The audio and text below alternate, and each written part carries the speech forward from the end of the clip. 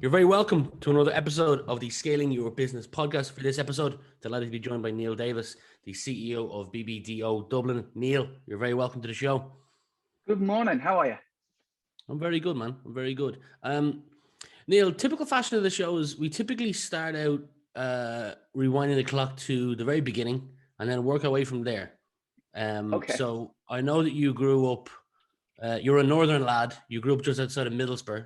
I'm guessing that because you went to Stockton Sixth Form College, which That's according right. to Google Maps is just outside of Middlesbrough. So, what was life like growing up just outside of Middlesbrough? Any favorite hobbies, memories from your childhood? I was brought up in a very sporty household, in that my dad was a very good cricket player, and summers seemed to centre around that activity. We never had summer holidays because it was all about cricket, and then my other love at the time was football, or Middlesbrough Football Club, who weren't always necessarily regarded as a particularly successful team, but as the local show in town was a very big part of the community, really. So I look back at my childhood, and it was fantastic. I was very lucky to have great parents, encouraging parents. They encouraged me to get into music and into sport, which were the two great loves of my life, as well as politics. A very political family, I guess it would be fair to say as well. And the 70s and the 80s, when I grew up, was a very strange time, because Teesside, the area that I'm from Stockton-on-Tees, which is the other side of the River Tees to Middlesbrough.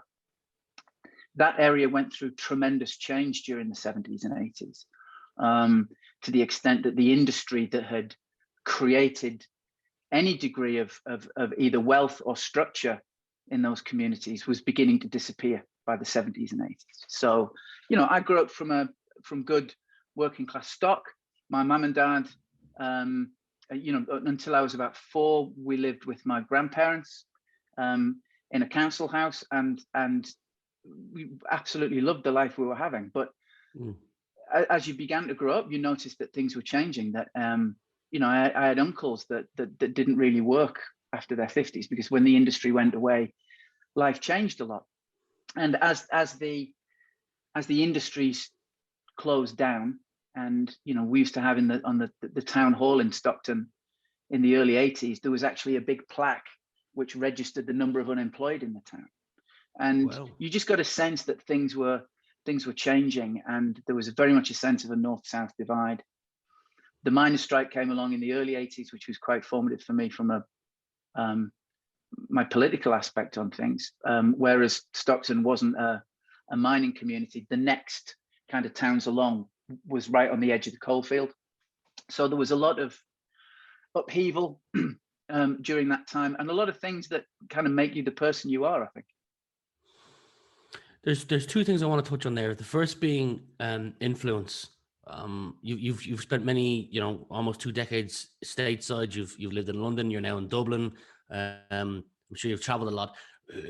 When you look back to your time growing up, people can usually pinpoint a close friend, a family member, a relative, a teacher who had a massive impact, and not just necessarily one. There could be a handful of them who had a massive impact on them in the early days that helped them become the person they are today. Does anyone spring to mind for you? It's actually a collection of people, I think.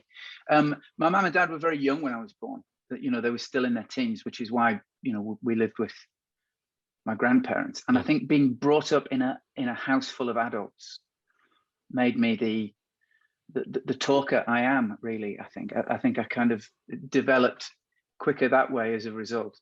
But both sets of grandparents offered very, very different things as well. The grandparents with whom we lived, my grandfather was an old school steel worker, worked hard, but played hard as well. A very fair man, but very very clear lines about what's right and wrong in life. He would always wear a tie every day. If he wasn't going to work, he would dress up immaculately and always give his all. My other grandfather was also a steelworker, but was the comedian in the family, and the raconteur, and the the man who was always looking for a funny story and a funny angle on things. And actually, in some ways, I think I'm a combination of those two guys in particular. But my mum and dad, I'm still very, very close to. I'm very proud of them. I'm delighted to say that they're very, very proud of me. But awesome. You know, even things like music. You know, my mum gave me my kind of Beatles and Dylan aspect on life, and my dad gave me the Kinks, the Who, and the Stones. So there's kind of a combination of those two things as well, the softer and the harder edges on both sides. Politics was the other one. You mentioned you come from a political family. I don't know what part of your family, but you studied politics and history at uni down in Hull. So was that because there was members of your family that were political and that gave you the interest in it and you chose that? Or talk me through why you decided to study politics and history. My family were a Labour Party family. There was no question of that. And you know, this is when the term that is now used back in the UK, the Red Wall was very, very strong in the Northeast. And I kind of grew up within that environment because of the influence of, you know, growing up through the turmoil of the miners' strike and seeing the way that specifically Margaret Thatcher's policies were affecting the community within which I lived. I mean, as I say, you know, having the town hall being a monument to the number of men who couldn't find work, or the number of people who couldn't find work, was a bizarre thing to grow up in.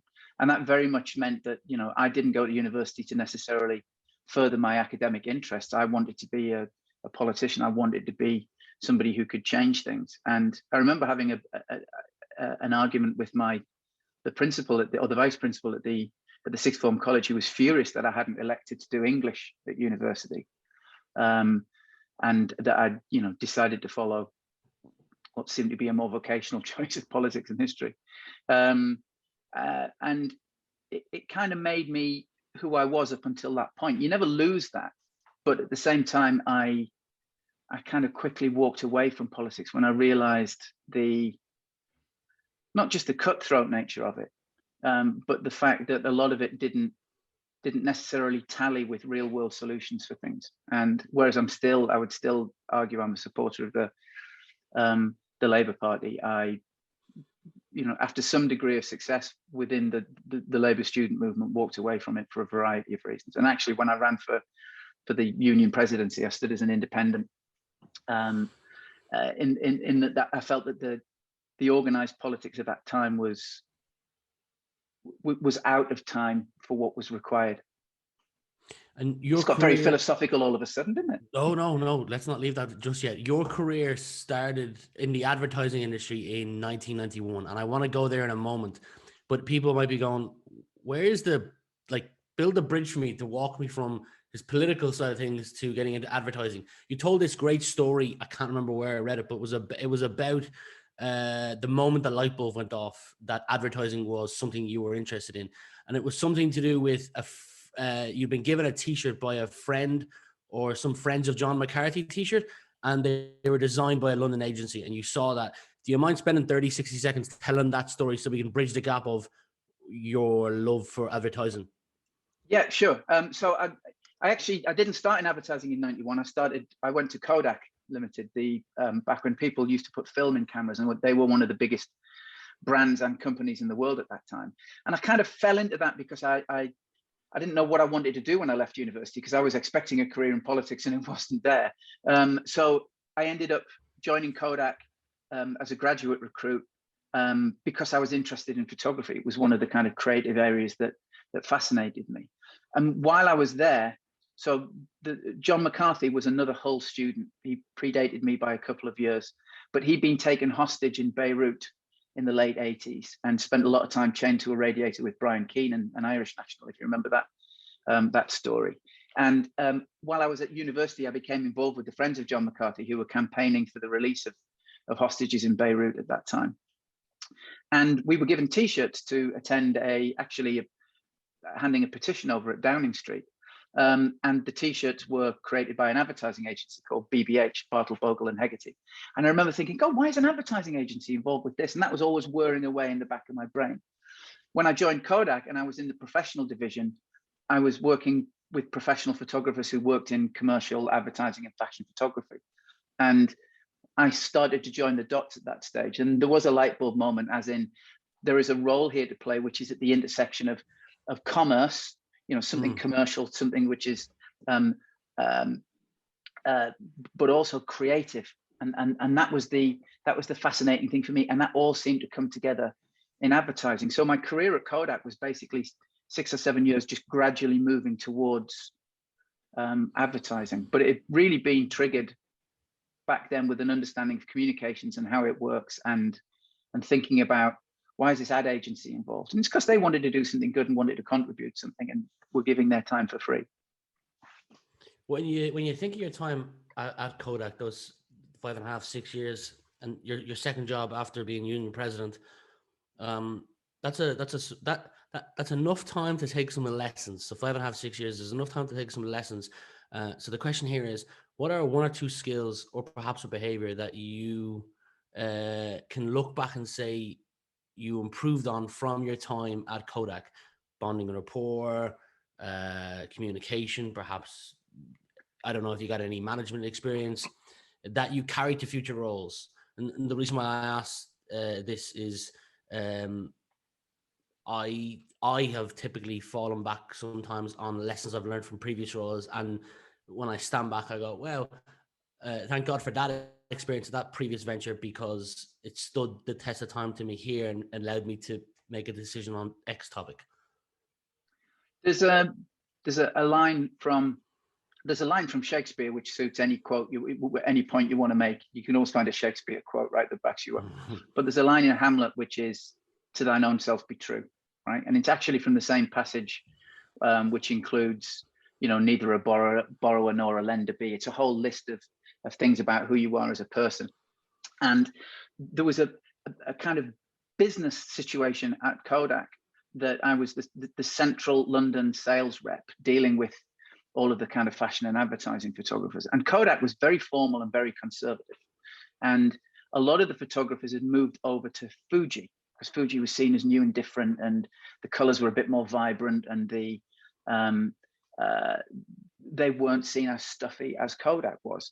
And Kodak at that time, you had to wear a navy blue suit and a white shirt and a corporate colored tie, either red or yellow. And I'd be knocking on doors saying, "Have you tried this film?" And we weren't necessarily getting through. And I went back to the office and talked to my boss and just said, "These lads aren't looking for somebody in a suit and tie coming knocking on the door. They want people who understand the role that they're in as commercial photographers." So I got permission to be the first person to, wear jeans and a leather jacket and just hang out and kind of fit in, rather than trying to force your way in. And that was quite an interesting lesson. And I think the other weird thing is, having spent 30 odd years having to adapt my accent so people understand even a single word that I'm saying. I remember the first job I had at Kodak was on the technical help desk. So people would call in and ask for, they had a roll of 36 exposured, ISO 800 T-Max black and white film, and they wanted to know what chemicals they should use to develop it and over what period of time. And I would answer the phone and say, in my Durham tones, "Good morning, Kodak," and people would think they got the wrong number. And I realized that I was pronouncing one of the most well-recognized brand names in the world, Kodak, in a way that was unrecognizable if you say it in a Northeastern accent. So I'd always thought about fitting in and adapting. And that was the same when I moved to London. It was the same when I then moved to America. It was different when I went to America, though, because people didn't think you were necessarily a Northern oik at this stage. They thought you were royalty because you had a British accent. That was fantastic. And a little bit, subsequently living in Ireland. It's been a long time since I've lived in the Northeast, and this accent's always carried with me. But I think there's a balance there between understanding how you communicate with people and those around you without letting go of who you are at the same time, which is the "to thine own self be true" element, I think. I like it. You also spent with 2 separate stints, 6 years at TWBA or TBWA. Yeah. You had the chance to kind of run many major account teams. So for this question, I'd like to pull on your management experience. With that in mind, what do you think are some blind spots that you've got to be aware of as you build and manage a team? So pulling from your experience of managing kind of major account teams, things like not onboarding properly, not hiring, not having a hiring process, not having a common language amongst the team, things that if ironed out could lead to 2 to 3x revenue growth. Yeah, I mean, the great thing about advertising, and I would assume that this translates to most industries, is that it's a team game. And actually finding balance in teams and being able to understand that not everybody does everything and different people do different things, as you would, you know, in a rugby team. Not everybody plays up front, not everybody plays out half. You know, there are specific roles within a team, and that affects how you work with a team you've got, and also how you recruit. I think that would make sense quite a lot. The interesting thing about advertising is that that teamwork then creates momentum, and once you are on a roll, that's when you start seeing growth, because that momentum becomes infectious and becomes the currency of exchange with the client that you have, whichever particular client it is. And then once those clients feel that they're part of that momentum as well, then the ability to sell better and greater ideas and things that have more of a cultural impact becomes more apparent. It's never a case of saying, here's how, I don't think, you know, here's how we're going to get an extra X thousand or whatever. It's about, here are the ideas that will allow us to get there, and those ideas are based on creating, I think, that momentum within a team. And I got two bits of advice when I was in America, probably early 2000s by this stage. One was from my first boss, or the guy, Richard Lewis, who was then the global head of the Absolute account. And actually, such was the cultural impact of that creative account in America that there's actually 2 coffee table books published about it. One is called Absolute Book, and the second is called Absolute Sequel, which are great books to flick through and read. And Richard said 3 things to me about dealing with other, 2 things to me about dealing with teams of people. And one is actually the opposite of the fitting inside a little bit, which is, he said, sometimes you need to have enemies. And he said, I don't think you've got enough enemies, which I thought was a strange thing to say, but it's interesting that you can't always get where you need just by fitting in. You need to have, you know, you need to have a couple of other clubs in the golf bag, whether you use them or not. You need to know that they are there. That was one thing. The other thing he said in a very deeply philosophical way, humans are fundamentally flawed. We're not very good at most things. In fact, we're not really any good at anything. And most people are, you know, suffering from imposter syndrome, are worried about being found out, are worried about so many different things other than their job. And he said, so if you constantly set a high standard of expectation for those around you, you usually end up over the course of a lifetime or a career particularly disappointed. If you actually set a very low bar of expectation, more often than not, you're happier as a result, which I thought was quite a kind of glasses half empty and half full at the same time approach to life. But I've kind of always hung on to that. And then the third thing was actually said to me by a member of staff, which was, I was in the office at about 9 o'clock one night, and I stood up and said to one of the teams, why the hell is everybody still here? Come on, haven't you got homes to go to? And she just said, well, they're still here because you're still here. Nobody will dare leave while you're still here. And I kind of realized that's probably not a great way to set an example. So, you know, that kind of Wall Street-ish ambition of, you know, you got to be there or you're nowhere, was something that stuck with me as well. How can we work better and more efficient during a smaller you do what you need to do, and everybody throws their shoulders to the wheel when you need to do it, but there's no need to, you know, to drive people to the bone. So that was a good piece of advice as well, which I actually got from one of my team. Very interesting. You're now the CEO, and I hope I'm pronouncing it correctly, BBDO Dublin. BBDO, yes. The first line on the LinkedIn company page reads, "We are 80 people in a tram shed using our imaginations to help brands grow." So rather than me tell the audience what it is that you do, you've got the mic. You'll do a much better job, Neal. Well, we're an advertising agency, and to give you some background on the name, we were set up in 1966 by the name of Irish International.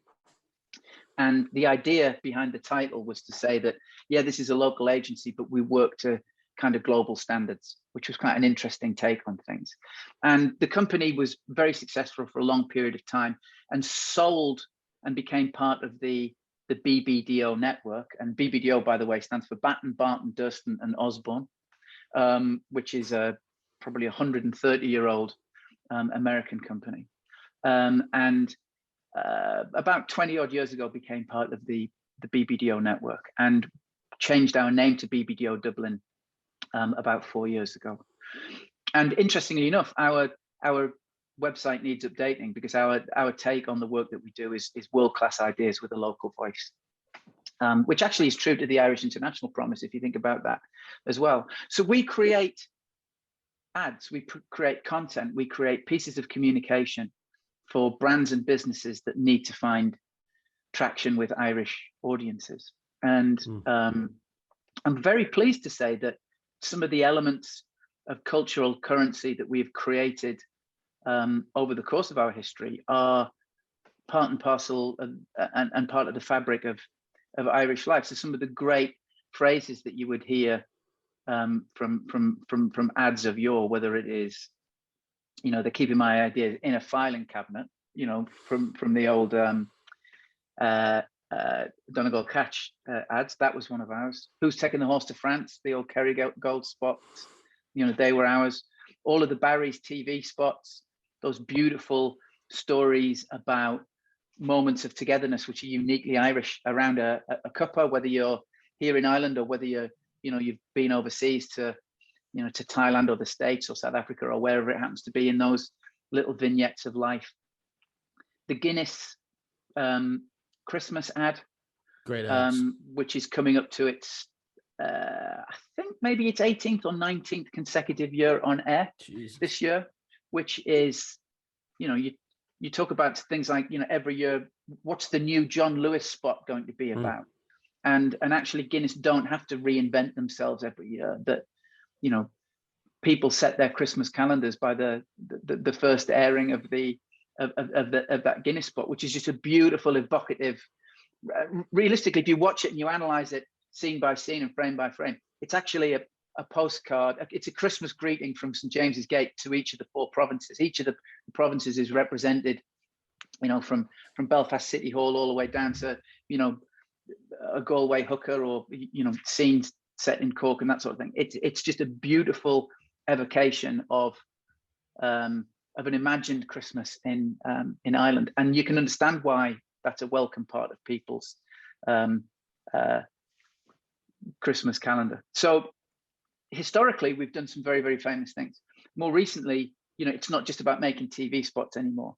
That being able to bring brands to life and create an experience for consumers and customers that can resonate with them in a whole host of different channels is part and parcel of what we do.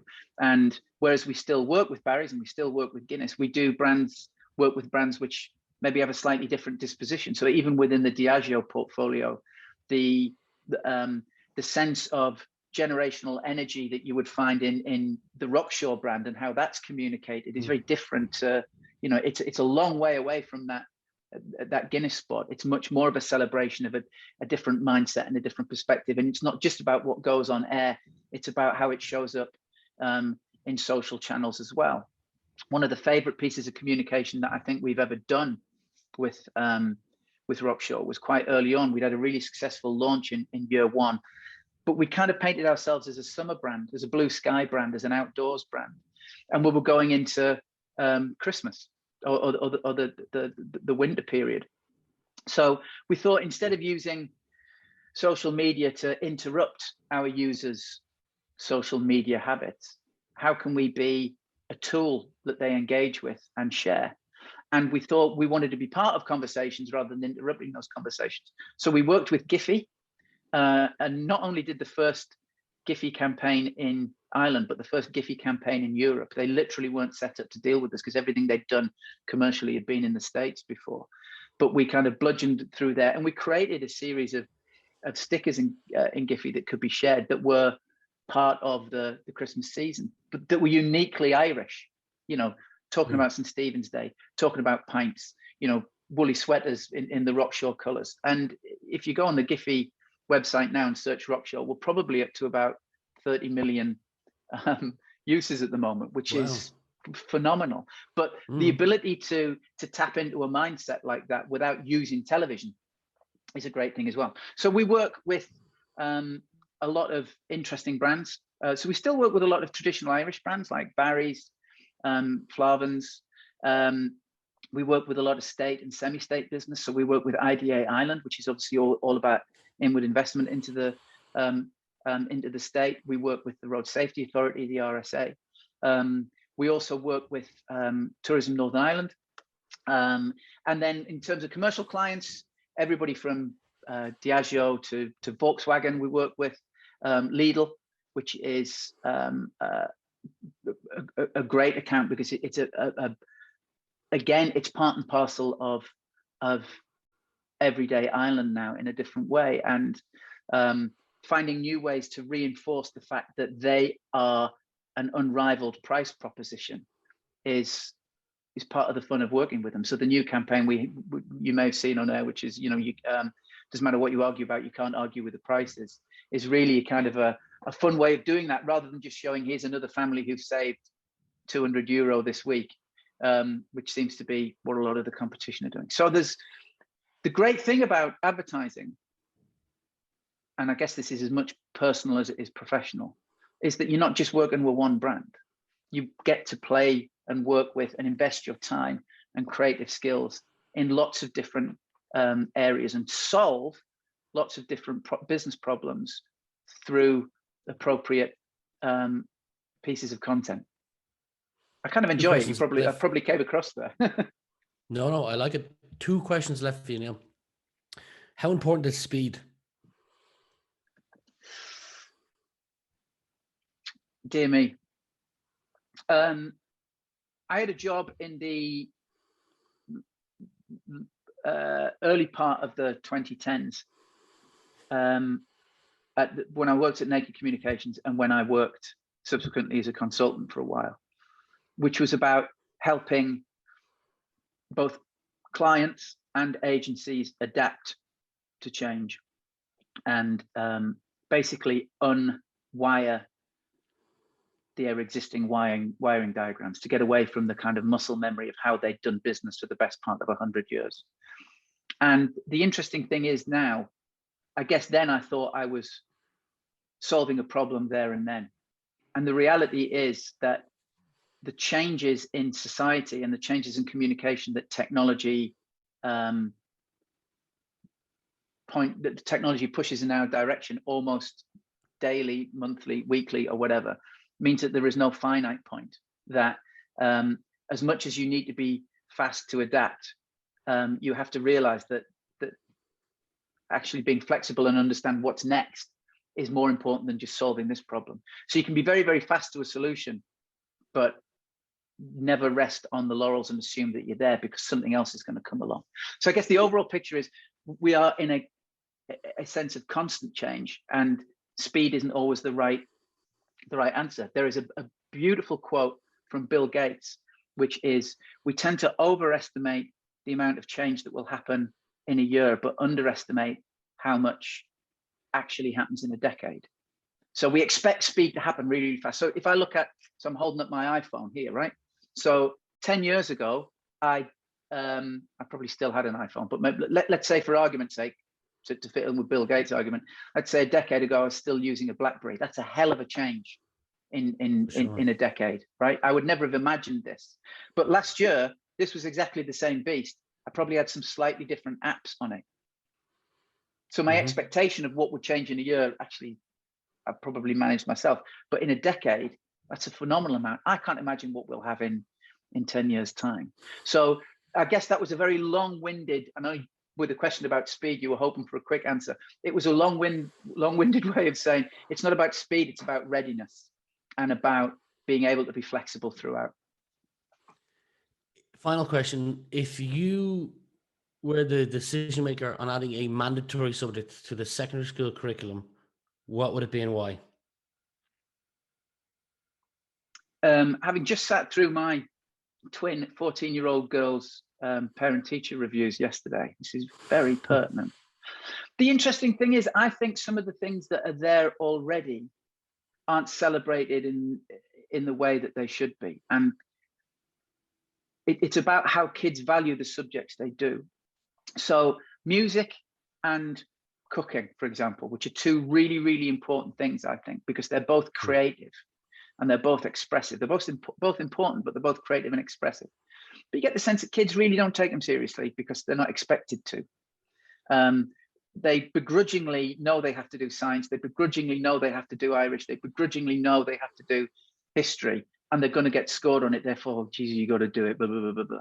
But actually, the things that would stick with you forever, obviously speaking from somebody who works in an industry that allows me to express creatively, are there already. So it might not be about adding something to the curriculum. It might be about just putting more of a spotlight on the things that are already there that kids should really be given permission to enjoy a bit more. I like it. I like it a lot. Neal, it's been a pleasure having you on the podcast today.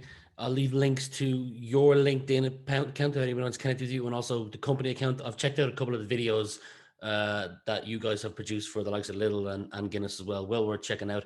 But for today, and for being my guest, thanks, and I wish you continued success in the future. Absolutely, thoroughly enjoyed it. Thank you for your time this morning, sir. Thank you.